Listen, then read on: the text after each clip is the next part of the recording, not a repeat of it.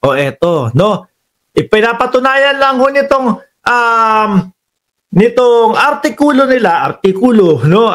nila mga bossing na talagang dumaan sa tamang proseso at dumaan sa konstitusyon at sinunod ang konstitusyon ng bayang Pilipinas. Ganyan po sila, mga bossing. Kailangan organized at kailangan naaayon sa konstitusyon ng Pilipinas. Ayan po, verified complaint for impeachment with the undersigned complaint as the duly elected representative of the people comprising at least 1/3. O yun nga, di ba? Nangyari po, mga kababayan. Which is ang sinasabi po sa konstitusyon ng Pilipinas, 1/3 lang ng Kongreso ang lumagda. Kailangan tumuloy na. Shall forthwith into trial. O yan nga po, verified. Kaya yung nila, 1/3 lang sila nung 19th Congress. Okay na yon.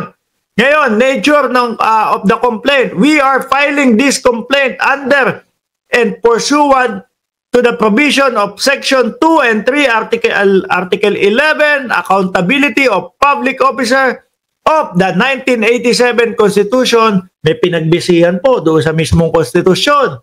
Pangalawa, respondent's impeachment is being initiated in accordance with Section 3, Paragraph 4, Article 11 of 1987 Constitution, as well as Section, Rule number 2, Section, ang dami pala nito. Ano?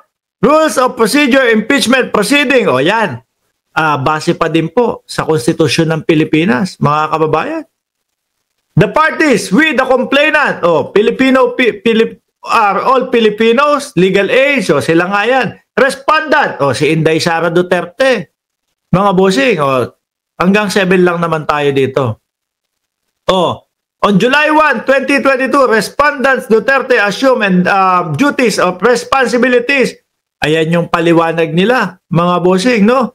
Accordance with the Constitution, respondent Duterte, blah, blah, blah, blah, blah. O yan, yung mga panahon na mayor, si Inday Sara Duterte, at tingin ko, ayan, 2010 to 2013, 16, bago maging mayor, tapos eto, 2019 to 2022, diyan po nagpuputukan yung mga confidential funds ni Inday Sara Duterte.